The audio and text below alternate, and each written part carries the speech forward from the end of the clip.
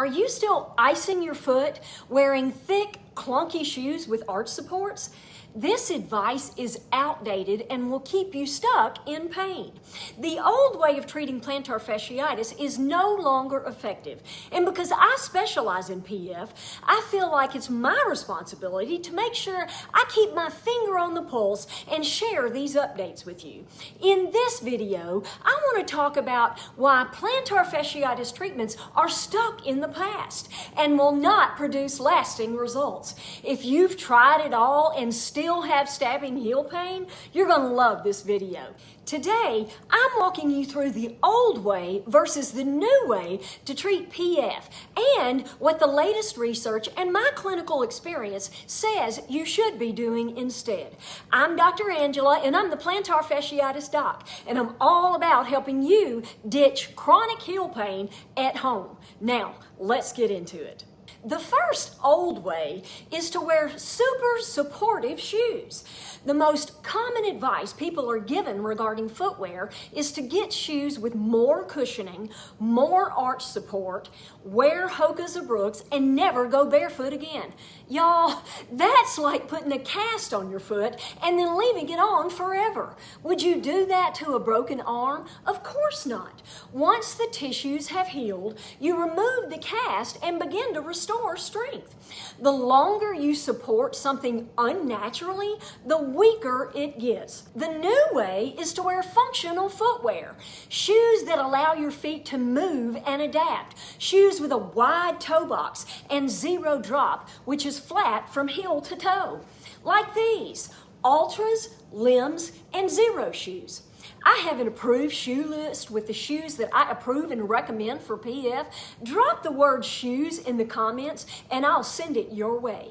The second old way is to wear orthotics for life. One of the first lines of defense against PF is to get orthotic support, and you are told that you need to wear these forever. That's not a plan, that's a Band-Aid. Prolonged use of orthotics create lazy feet and do not allow your foot muscles to function normally. The new way is to use orthosis short term, but have an exit strategy. Orthotics can help with support and help manage symptoms temporarily, but long term, it leads to dependence and further weakens your feet. My approach is short-term use, then gradual transition out of them as your feet get stronger from the protocols in my program. Healing is about restoring function, not becoming dependent on external devices like inserts. The next old way is to ice your foot. Raise your hand if you've rolled your foot on a frozen water bottle. We've all done it. I used to recommend it. But now we know better.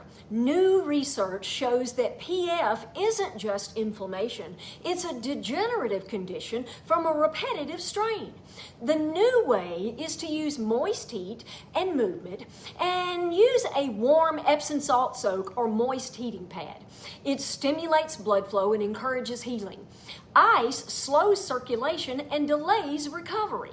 Let's stop freezing your fascia. It's not helping, it's prolonging your recovery. Another old way is to use static stretching. Static stretching is holding a stretch for like 60 seconds and repeating endlessly. Does that sound familiar? The classic recommendation is to stretch your calf muscles 3 times a day, holding each stretch for like 1 to 3 minutes. That kind of stretching actually has very limited benefits for PF. The new way is to use active or dynamic stretching, which is short, controlled movements for only 2 seconds at a time. That builds flexibility with movement. I teach this in my program, and I have a free guide that shows you exactly how to do it. Drop the word guide in the comments, and I'll send it your way. The next old way is total rest and immobilization. Complete rest, orthotics, walking boots, compression socks, and other braces limit mobility and are not helping your PF. When you rest or brace your foot, you're not fixing the issue. You're simply avoiding it. No wonder people stay stuck. The new way is to focus on improving strength and loading the tissues. PF isn't a rest problem, it's a load problem. It responds to strength, movement, and progressive rehab. The solution is to rebuild and restore foot strength. I teach my patients to stop relying on gadgets and avoidance.